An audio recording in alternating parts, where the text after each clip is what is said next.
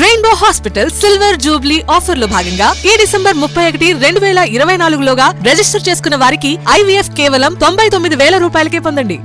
విశాఖ విమానయానం కొత్త రికార్డు సృష్టిస్తోంది. అనూహ్యంగా పెరిగిన ఎయిర్ ప్యాసింజర్లతో వింటర్ షెడ్యూల్ ఫుల్ బిజీగా మారింది. డొమెస్టిక్, ఇంటర్నేషనల్ కనెక్టివిటీ విస్తరించగా 80% ఆక్యుపెన్సీ నమోదైంది. దీంతో కొత్త సెక్టర్లో ఆపరేషన్స్ పై విమానయాన సంస్థలు ఆసక్తిని ప్రదర్శిస్తున్నాయి. ఏపీ ఫైనాన్షియల్ క్యాపిటల్ విశాఖ ప్రాధాన్యతను మరింత పెంచేందుకు ప్రభుత్వం చర్యలు ప్రారంభించింది. ఐటీ, పారిశ్రామిక, పోర్ట్, పర్యాటక ఆధారిత పెట్టుబడులు లక్ష్యంగా చేస్తున్న ప్రయత్నాలు ఒక్కొక్కటిగా కొలిక్కి వస్తున్నాయి.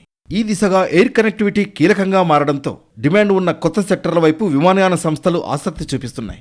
ప్రస్తుతం విశాఖ అంతర్జాతీయ విమానాశ్రయం నుంచి 35 ఎయిర్ క్రాఫ్ట్లు రాకపోకలు సాగిస్తుండగా వింటర్ షెడ్యూల్తో కలిపి సర్వీసుల సంఖ్య 70కి పెరిగింది.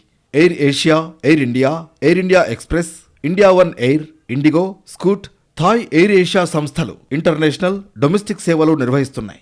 డిమాండ్ ఆధారంగా కొత్త కారిడార్లకు విస్తరించేందుకు విమానయాన సంస్థలు ఆసక్తి చూపిస్తున్నాయి.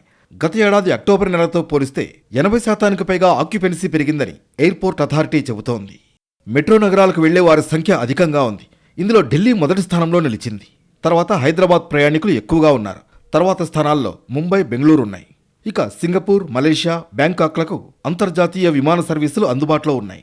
వీటిలో అక్టోబర్లో సింగపూర్కు 75.22% ఆక్యుపెన్సీతో సర్వీసులు నడిచినట్లు లెక్కలు చెబుతున్నాయి. ఓవరాల్గా చూస్తే విశాఖ నుంచి 2023 అక్టోబర్లో 2,32,004 ప్రయాణం చేయగా ఈ ఏడాది అక్టోబర్లో 2,52,499 మంది రాకపోకలు సాగించారు. విమానాల లెక్కలు పరిశీలిస్తే గత ఏడాది అక్టోబర్లో విశాఖ నుంచి 1,732 విమానాలు నడవగా ఈ ఏడాది అక్టోబర్లో 1,855 విమానాలు నడిచాయి. వీటిలో 7.1% వృద్ధి రేటు నమోదైంది. ఈ లెక్క ముందు మరింత పెరుగుతుందని అంచనా వేస్తున్నారు.